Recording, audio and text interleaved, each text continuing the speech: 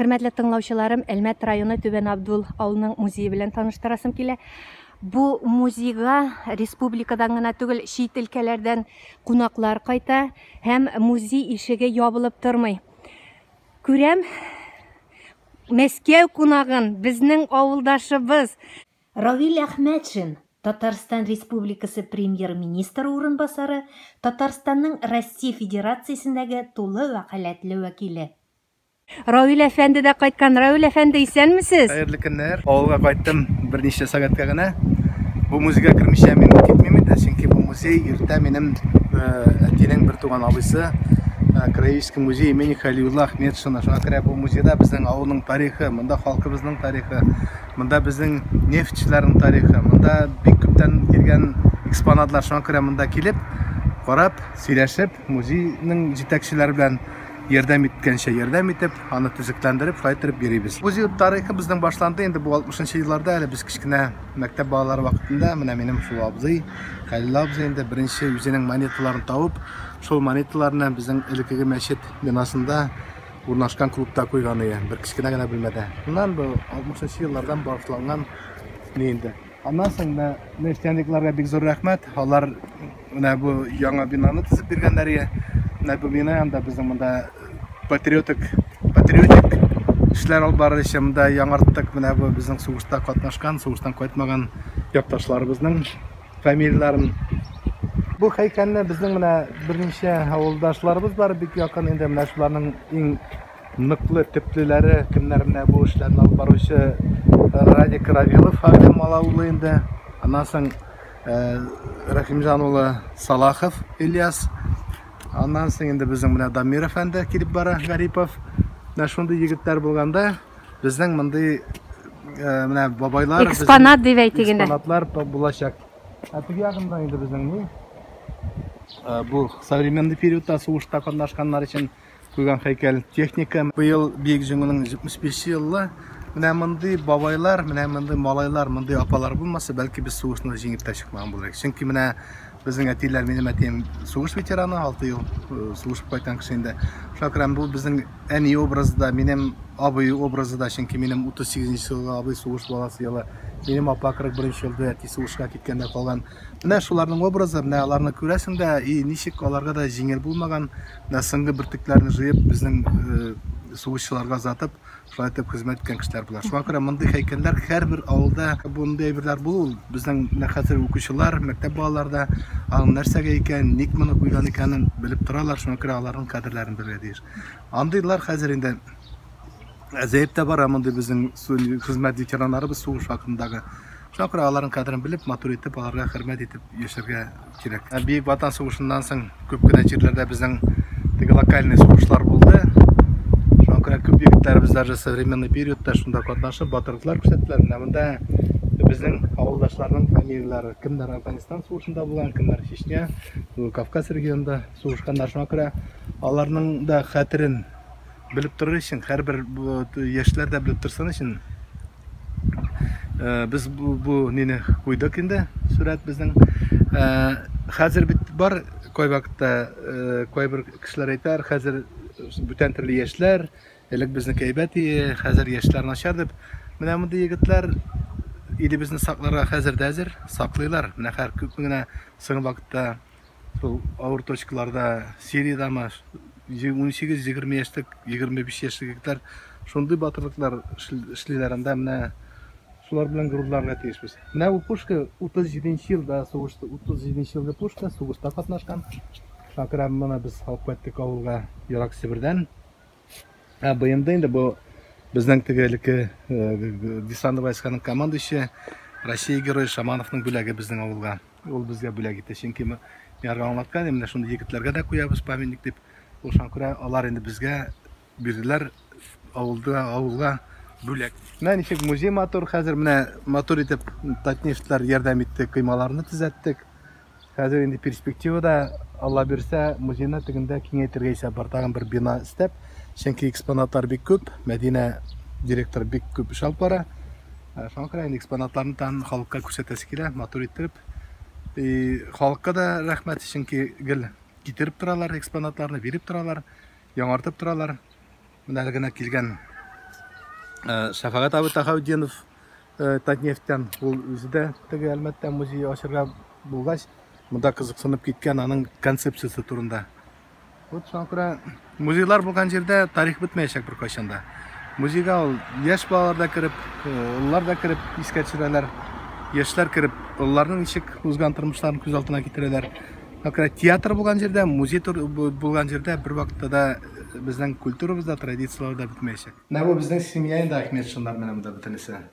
Менә минем әти сугыш вакытында ул сугышка киткән менә турыдан әйтермен әле 41 елның 1 июльдә китеп 20 майда 46-да кайткан. Менә бу инде Хәлил абзый безнең сугыш ветераны, бу музейны беренче төзегән кешеләрнең берсе. Әтинең туганнары, минем туганнар, братлар, двоюродныйлар.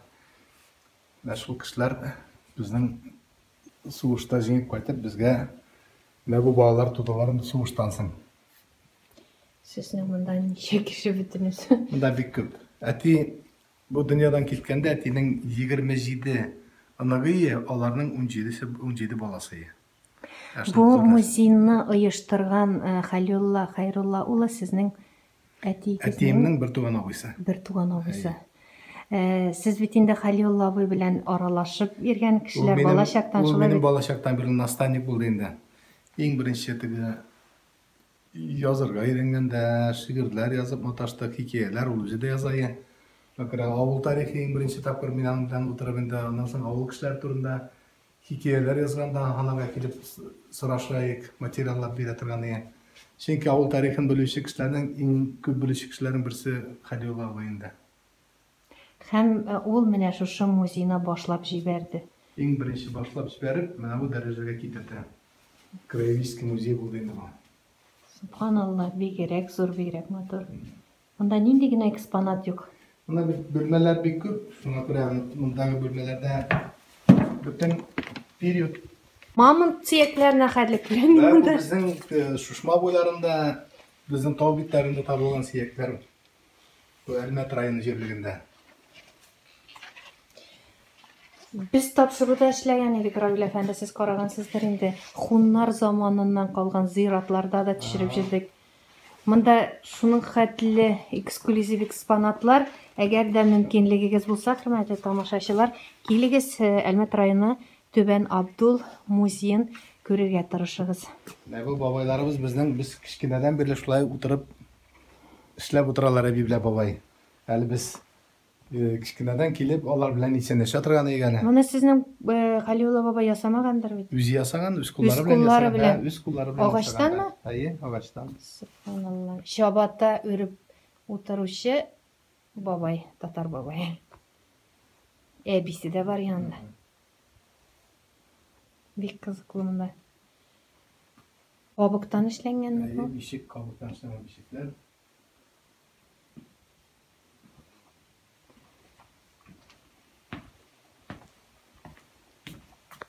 Авылда хезмәт иткән кешеләр, руководительләр, совхоз, колхоз председательләре, районда эшләгән җитәкчеләр, авылдан чыккан бөтенесе. Сугыш ветераннары, тыл ветераннары, аннан соң менә сугышка киткән ирләр, югалткан монда биләр, гомер буе шулай авылда яшәп хезмәт иткән кешеләр инде. Тарих монда бөтен тарих бар.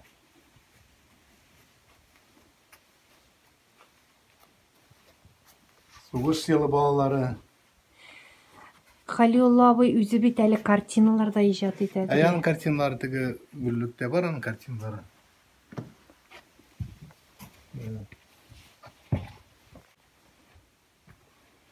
Татнефтьтә безнең бик күп кенә авылдашлар Татнефть системасында эшлиләр, шуңа күрә аларның монда бик ярдәме зур. Татнефтьтә менә Шафагат абзый, значит, Тахаудинов, значит, Маганов, аларны китеп күп ярдәм итәләр.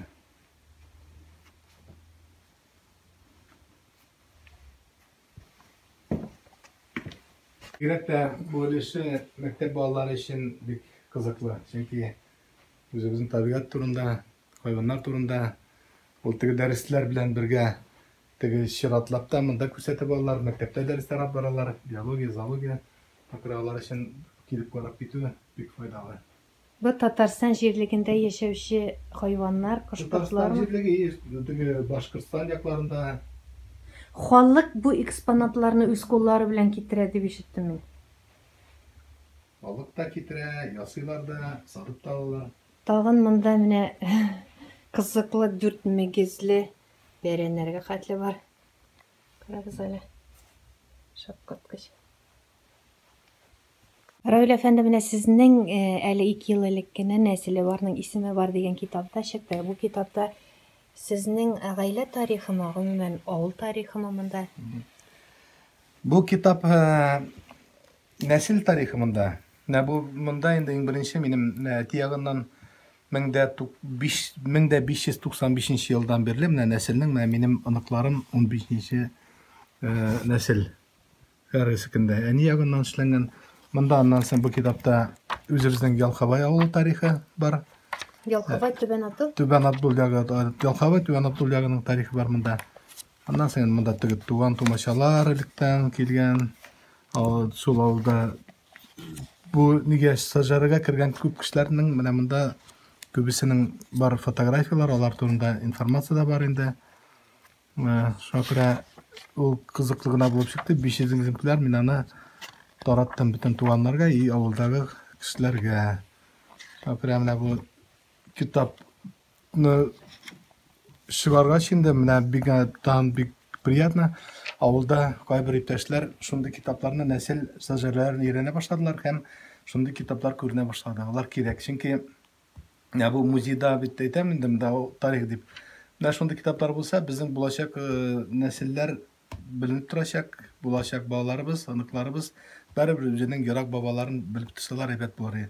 Менә мин монда таптым үземнең менә беренче авыл тарихын өйрәнгәндә, менә минем 1595-тән аннан соң менә бу минем 1743 елда минем нәселем күчеп килгәннәр, оказывается, Дрожжановский районнан Кесешин авылыннан. Шуңа күрә минем нәсел башлана Дрожжанов якларыннан инде. Шуңа күрә авылда бу тарихта монда бик күп кенә шундый кызыклы әйберләр бар.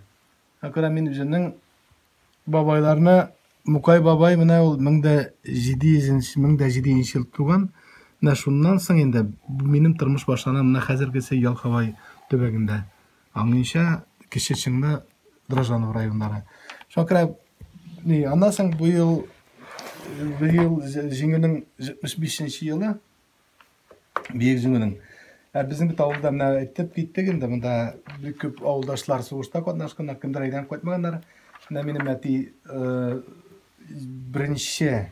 июль 41-дә китеп, 20 май 46-да сугышта әйдәп кайткан, Аллаһка шөкер. Бәребер менә әти күптән юк. Әтинең юлга узган юлларын, ул минем әтинең генә юлды, бу һәрбер совет солдатының сугыш вакытында узган юллары. Һәрберсенең судьбасы бер үк булган тормышы. Шуңа күрә менә мин военный архивларда эзләп таптым, әтинең бу бөтен сугыш юлларын узган, 5 елны узган ул сугыш вакытында. Һәм кая җиңүне каршылаган документларны алып, шуларны өйрәнеп, менә хәзер инде беләм, әти нинди генә авыр юллар узып, бу биек җиңүне китергән. Бу фамилиясе старшина медслужбы Ахметшин Калимулла Хайруллович.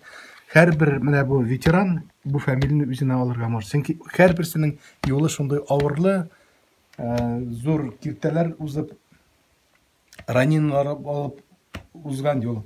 Шуңа күрә бу җиңүне китерү, менә шундый авылдан чыккан старшиналар, сержантлар безгә бу җиңүне китергәннәр.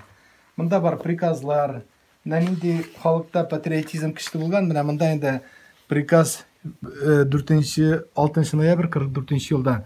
Бу приказны укыганнар окопта. Менә шунда окопта укып инде нинди генә монда биек сүзләр, һәрберсен патриотик сүзләр менә монда. Враг еще не добит. Страха перед раненый зверь может пойти на любую авантюру. Задача каждого бойца-командира нашей части быть бдительным, крепить военную дисциплину и повышать боевую готовность. За отличную дисциплину, успех боевой политической подготовки, бережное умелое обращение с огнем, техника, объявляй благодарность. Нам да башлана там, нам да капитан медицинской службы Мустафин. Бу Мансур Хасанович Мустафин, Казанда туюбесеп, военврач, аннан соң без аны эзләп таптык.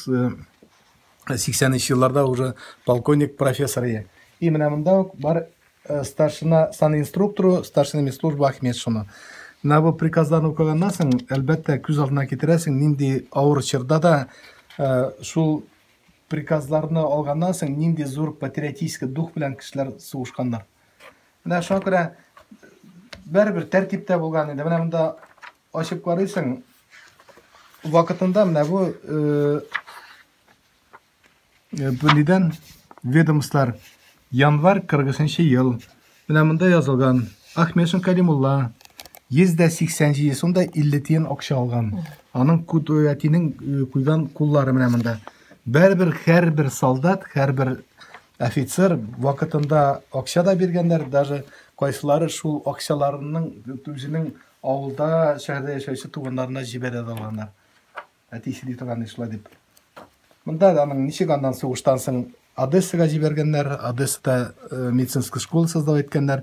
Менә инде әтинең 2 бала, аннан соң алган бала тагын Зәйнәп апа. Шуңа күрә инде ул аннан соң демобилизация 46 елда кайтып киткән. Менә монда демобилизован 20 мая 46 года. Сезнең әтиегез кайчан вафат булды? Әти 99 елда вафат булды. Кызганыч, әнигез дә инде бакыйга күчте шулай. 94 елда. Сезнең авыл белән бәйли, сезнең монда туганнарыгыз яши шулай. Монда минем 2 туган балалары яши, 1 туган абыем монда яши итеп йортта. Шуңа күрә менә нигез саклангач, без монда елына 4 тапкыр кайтабыз. Чөнки кайтып, менә мин бүген Казаннан, Мәскәүдән кайтып Казанда, Казаннан монда кайттым. 3 сәгатькә зияраттарга барып, дуга кылып, зияраттыны күреп, әтиләргә алар мине күрәләр, семья белән кайтып, һәр кирдән китәбез. Менә әйтәләр инде, каягына китсә дә, теге язмыш каягына кешене җибәрсә дә, туган җир тарта һәм эзелергә тиеш түгел нәсел җепләре диләр. Менә ул бездә татарларда, мин горурланып әйтәм, без бәребер бездә улай бер теге ата-бабадан килгән туган җиргә мәхәббәт, туган җиргә без ничектә бертик без сыйынабыз. Менә Сабантуй вакытында бит кайтабыз, менә күрәсең инде төп йортларда юк, кешеләрнең кайсыларның, авылдашларның иләрендә сатылган. Бәребер кайтып, менә шул Сабантуйда күренеп, күршелеккә күршеләрен күреп, кемнеңгәдер садакалар биреп, зиярәткә менәләр, кешенең бәребер каны тарта. Менә безнең бик шәхес бар иде, бик композитор, дирижер Фуат Шакирович Мансуров. Ул 10 телдә сөйләшкән, 42 ел Мәскәүдә зур театрда дирижер булган, и күп илләргә чакырганнар аны. Ул бер илгә китмичә әйтә торган булган. Мин китәмим, чөнки минем туган җирем мине кан тарта дип. Шуңа күрә менә кан тартканда без бер кайда китәмибез. Без бәребер әйләнеп кайтабыз шул җирләр безгә, үз халкыбыз янына. Менә мин бүген урамдан барам, таныш әбиләр күренә, таныш абзыйлар күренә. И шул заряд алып аласың да инде тагын мотор итеп эшлисең, бер 3 ай узгач тешләр керә башлый.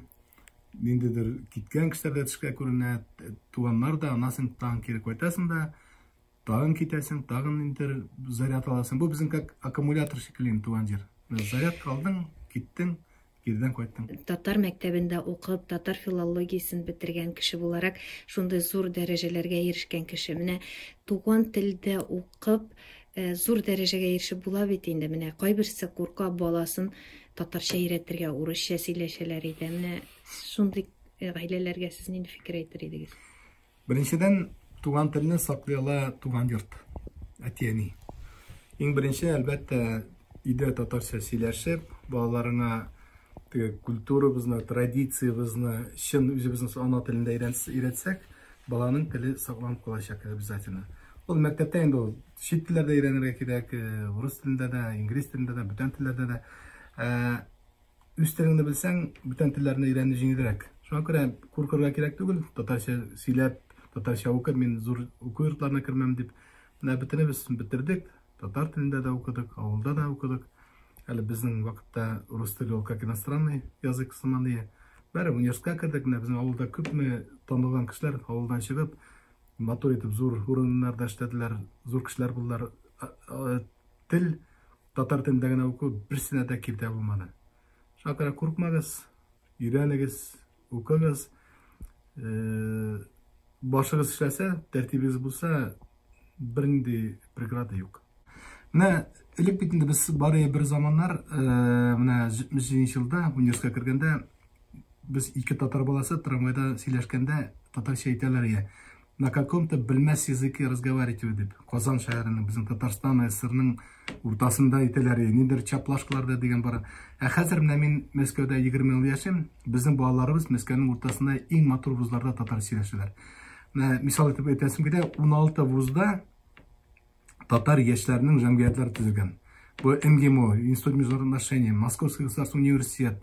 Бөтенесендә татар балаларының землячествосы бар. Алар матур итеп үзебезнең йолалар буенча концертлар куялар, эш-пишмәк бәйрәмнәре уздыралар, кичкенә сабантуйлар уздыралар. Беркем дә аларны гаепламый. Чөнки алар бигрәк тә бүтән милләт кешеләре аларга горурланып калалар. Ничек сез үз телегездә матур итеп сөйләшәсез дип. Менә Мәскәүдә уза безнең ел сайын сабантуй 300 мең кеше. Килә сабантуйга 300 мең. Кеше, значит, үзе ымтыла үзенең традициясын белергә, сакларга. Кеше ымтыла үзенең дуслары белән чыгарга. Шуңа күрә хәзер наоборот китте шундый замана ымтылыш күбрәк белергә. Мәскәүдә гастроль, Татар Камал театрының гастрольләре Мәскәүдә 2 елга бер тапкыр уза, халык сырыйлар, зинһар өчен һәр елны килегез дип. 10 көн буе полный аншлаг татар театрлары уза. Күпме татар концертлары, берсе дә оялмый мин татар дип әйтергә, берсе дә оялмый концертка килергә. Наоборот, һәр стал быть модным татарин. Шулай дип әйтәс килә инде. Шуңа күрә бөтенесе әйбәт, кайгырга кирәк түгел. Минем әйткән сүзләрем бар. Только демагоглар, пессимистлар гына әйтергә может. Тел бетә, бу бетә, традиция бетә, бернәрсә дә бетми. Үзебез саклый белсәк, үзебез оялмасак, үз халкыбыздан, үз динебездән, үз традициялардан бер кайчан да бетмәячәк. Аның өчен тырышырга кирәк. Аның өчен бергәләшеп күтәрергә, китапларыбыз чыгып тора, газетларыбыз чыгып тора. Мәскәү шәһәрендә Татарский мир дигән газет чыга. Ул абсолютно күп тираж белән күп мәскәүләр шуны укыйлар. Ну бит кызганыч, хәзер мәктәпләрдә татар телен укымыйлар. Ну, опять ссылка бар, теге безнең методика булмаган икән, бу булмаган икән. Ул безнең вакытта да шул методика я. Ну, укырга бит инде ул ата-анадан, менә кем запрещает баласын татар телендә укытырга мәктәптә, татар классы. Заявлениесе бар, укысыннар, беркем аны запрещает итми. Менә Мәскәүдә эш янагым, эштә татарча беләләр. Малайның шулай чит телләр буенча эшләгәч, ул Дубайда да яшиләр, Франциядә яшиләр. Бит эш балада татарча белә, чөнки өйдә татарча сөйләшәләр. Казанда 13 көн минем Василия, ул иң чиста татар телендә сөйләшә, 2нче класс баласы. Җырлый да белә, пендалый белә, но өйдә чөнки татарча сөйләшәбез. Әйе, менә мин күп йөрим һәм шунда күрәм, аныклары белән әбиләре, бабайлары урысча белмәсә дә вата җимерә, урысча сөйләшәләр. Менә мин шуны аңламыйм. Безнең үзебездән тора. Бөтенләй бер үзебездән тора. Рәхмәт сезгә. Эшегездә уңышлы, рәхмәт сезгә. Рәхмәт.